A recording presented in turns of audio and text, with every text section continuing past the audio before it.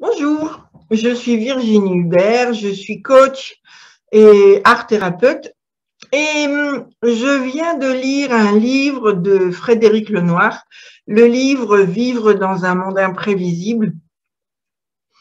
Et en fait, ce livre est un manuel de résilience pour surmonter les crises.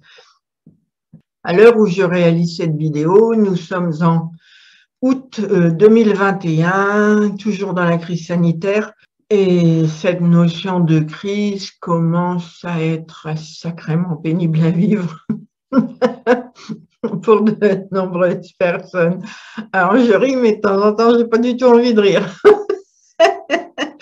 Voilà. Et j'avais envie de réaliser cette vidéo pour vous parler du bon usage des crises. Et dans le livre de Frédéric Lenoir, Vivre dans un monde imprévisible, il y a un extrait qui m'a particulièrement intéressée. Aussi, c'est avec plaisir que je vais vous le lire. Alors, il dit, si nous avons été traumatisés, angoissés, déstabilisés par une épreuve ou par la crise sanitaire que nous traversons, avec les conséquences sociales et économiques, posons-nous la question de savoir si nous souhaitons entrer en résilience, nous adapter au mieux à la situation et même nous en saisir comme une occasion pour grandir. En quoi cette épreuve peut-elle me permettre de m'améliorer? Donc, c'est lui qui nous invite à nous poser ces questions. De quitter une habitude négative, de changer quelque chose dans mon mode de vie, de me réorienter professionnellement, de me rapprocher ou au contraire de m'éloigner de certaines personnes de mon entourage, de faire un travail sur moi ou de suivre une thérapie, d'évoluer dans mes valeurs ou de reconsidérer mes priorités de vie. En l'espace de 2 mois au début de la pandémie, j'avais déjà pu observer des personnes qui avaient décidé de changer de métier, de rester vivre à la campagne et d'opter davantage pour le télétravail, de quitter leur conjoint ou au contraire de s'engager davantage dans la relation, de mieux suivre le travail scolaire de leurs enfants, de se remettre à la pratique d'une activité sportive ou artistique, etc. En chinois, le mot crise est représenté par 2 idéogrammes.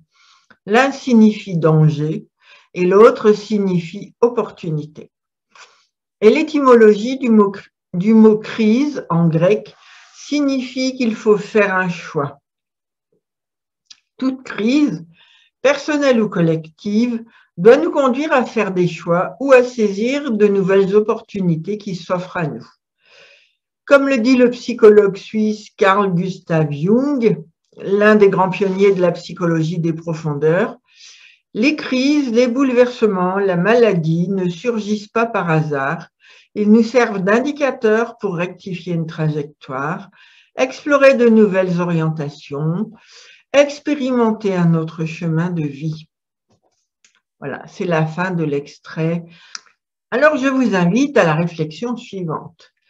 Qu'est-ce que cette crise vous permet de comprendre sur ce qui n'est pas satisfaisant dans votre vie, sur ce que vous pouvez revoir? Quel est le secteur que vous souhaiteriez améliorer? Serait-ce le secteur affectif, le secteur financier, le secteur professionnel, intellectuel ou peut-être d'affirmation de vous, ou encore spirituel peut-être? Avez-vous défini clairement ce que vous aimeriez vivre dans ce domaine? Quels actes pouvez-vous poser pour le faire évoluer ou les faire évoluer s'il y a plusieurs domaines? C'est possible aussi. Parfois, nous pouvons effectuer cette recherche seule et d'autres fois, nous pouvons avoir besoin d'une aide extérieure pour le clarifier. Cette évolution intérieure fait partie des services que je propose et selon ce que vous allez m'expliquer, je vous ferai expérimenter une méthode ou une autre et j'ai un panel assez large dans mon domaine professionnel. Voilà, je travaille principalement avec l'hémisphère droit du cerveau qui nous aide à ouvrir des perspectives et nous gagnons infiniment de temps en un temps très court d'atelier. Voilà.